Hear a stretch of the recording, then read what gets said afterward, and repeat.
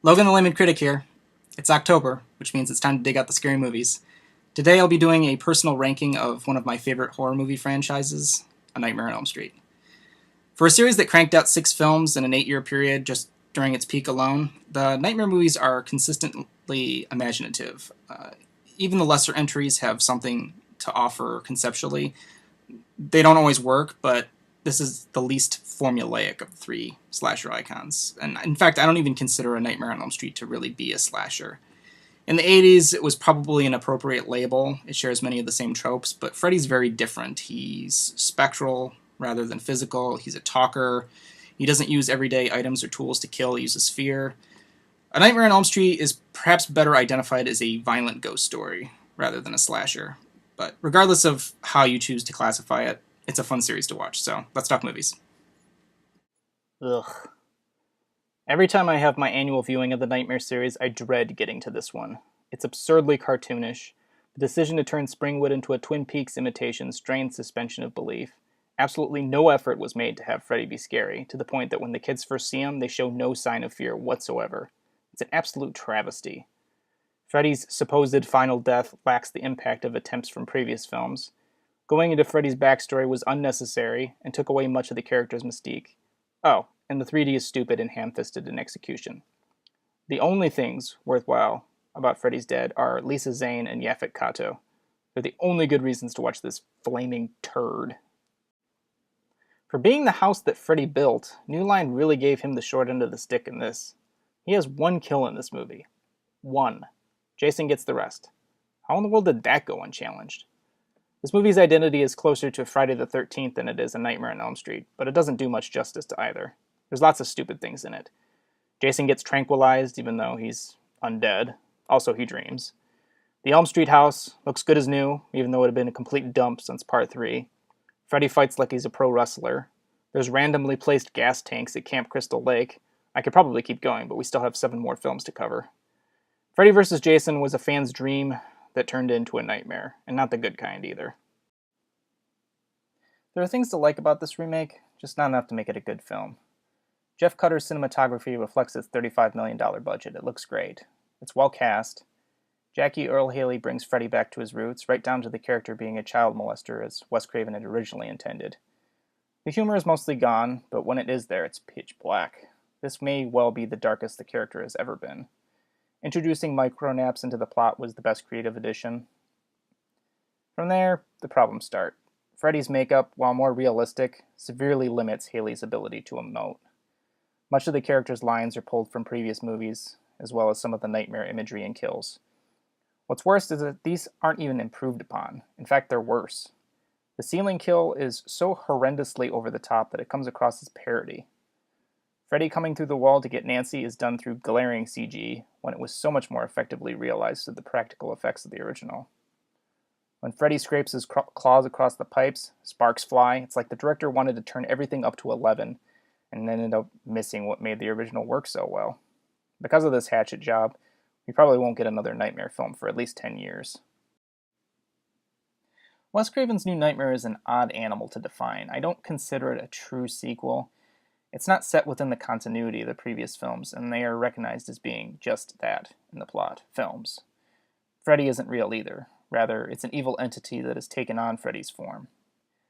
This is one of, if not the first, horror film to use a meta-narrative. It was a taste of what was to come with the Scream series.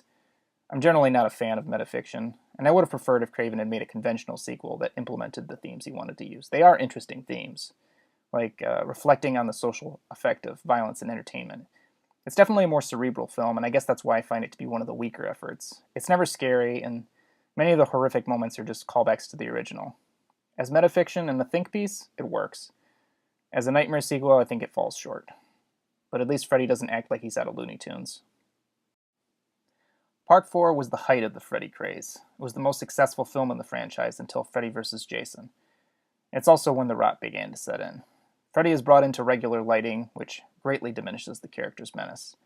In fact, director Renny Harlin's intention was to turn Freddy Krueger into an icon of cool, like James Bond. Part 4 would probably be better described as a dark fantasy rather than a horror film. The Dream Master follows the surviving kids of the preceding film and proceeds to kill them off. Alice becomes the new heroine, taking the abilities of each successive victim until her final showdown with Krueger. The movie looks great. Part 4 has frequently been labeled as the MTV nightmare. It's an apt description. The movie has the stylishness of an 80s music video. It also has some great pop tunes from the era, and a great theme song by Tuesday Night. There's a lot to like with The Dream Master. It's a strong entry, and its success is justified, but the shift in tone ultimately led to the decline of the series. I'm of two minds on The Dream Child.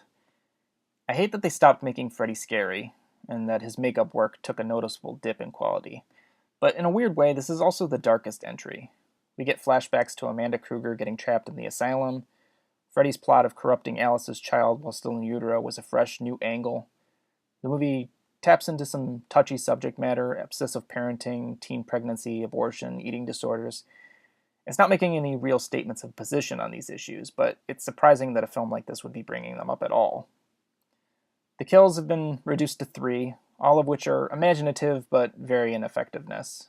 Mark getting turned into a comic book version of himself before being slashed apart is sort of a letdown. It's creative, but it's not as visceral as Dan getting fused to a motorcycle or Greta being disemboweled and fed her own stomach. And I go back and forth over whether or not I like Super Freddy. The set pieces are more gothic, and the cinematography makes heavy use of blue, giving the film a more moody atmosphere. The climax has the characters navigating an M.C. Escher-like labyrinth, which was unlike anything that had been done before. Because of its visuals and its attempt to try and steer the series back toward a darker tone, I rank this higher than Part 4. The original film is one of the best of the genre, and it endures because of its concept and themes, and because of Robert Englund's performance. The special effects, regrettably, have not had this same benefit. Tina's fake stomach getting slashed has not held up with time. Neither is Marge getting pulled through a tiny window. Fortunately, these issues don't greatly detract from the emotions that are intended to be provoked. Tina's death is still brutal, chilling, and unsettling. Marge's death is still jarring and unexpected in its execution. Those hiccups aside, the atmosphere of the film is unhindered. Charles Bernstein's creepy synthesized score hits all the right notes, if you'll excuse the pun. Freddy is kept in the dark, his face rarely being fully visible, and his dialogue is minimal. It's Robert Englund's physicality and voice that sells the character as threatening. If there's anything that could have been avoided that truly hurts the film, it's the ending. Freddy's defeat is so anticlimactic. Nancy turns her back on him, he tries to grab her, and he disappears in a cheesy 80s effect. That's it. Thank heaven the producer insisted on Wes Craven shooting a different ending than what was originally intended, or that scene would have harmed the film even more. I know, blasphemy. Ranking Freddys Revenge over the original. The humanity. It's not a terribly popular opinion, but I find Part 2 to be very underrated. Freddy's at his absolute darkest.